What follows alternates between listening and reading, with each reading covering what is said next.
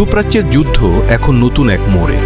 Missile, drone আর যুদ্ধবিমান ছাড়িয়ে এবার সরাসরি নিশানায় বিশ্বের সবচেয়ে বড় প্রযুক্তি সাম্রাজ্য।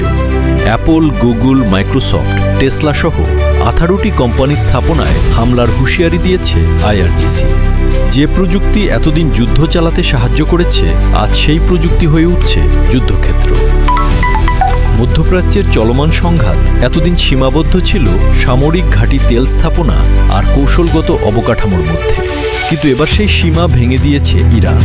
আইআরজিসি ঘোষণা দিয়েছে মধ্যপ্রাচ্যে থাকা 18টি মার্কিন ও উপসাগরীয় প্রযুক্তি কোম্পানি এখন বৈধ সামরিক লক্ষ্যবস্তু। এর মধ্যে রয়েছে Apple, Google, Microsoft, Nvidia, Tesla, Boeing সহ বিশ্ব প্রযুক্তি খাতের শীর্ষ নামগুলো। দুবাই, আবুধাবি, দোহা এই শহরগুলো শুধু বাণিজ্যের কেন্দ্র নয়, এগুলো এখন বিশ্বের অন্যতম গুরুত্বপূর্ণ ক্লাউড কম্পিউটিং ও কৃত্রিম বুদ্ধিমত্তার হাব।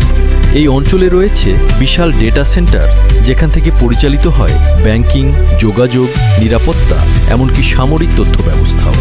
ইরানের দাবি, এই প্রযুক্তিগুলো ব্যবহার করেই তাদের শীর্ষ কমান্ডারদের টার্গেট করে হত্যা করা হয়েছে। এই কোম্পানিগুলো আর নিরপেক্ষ নয়, বরং তারা গোপন যুদ্ধে অংশ নেয়া প্রযুক্তি শক্তি। বিশ্লেষকরা বলছেন, এটি ইরানের একটি নতুন ইনফ্রাস্ট্রাকচার ওয়ারফেয়ার কৌশল। সরাসরি সামরিক ঘাঁটি নয়, বরং যুদ্ধের মেরুদণ্ড প্রযুক্তি ও অর্থনীতিকে আঘাত করা। কারণ আধুনিক যুদ্ধ এখন শুধু বন্দুক আর বোমার নয়, এটি ডেটা, অ্যালগোরিদম আর কৃত্রিম বুদ্ধিমত্তার যুদ্ধ। কোম্পানিগুলোর কর্মীদের কর্মস্থল ছাড়ার নির্দেশ দিয়েছে আইআরজিসি। টার্গেট স্থাপনার আশপাশের বাসিন্দাদেরও সরে যেতে বলা হয়েছে।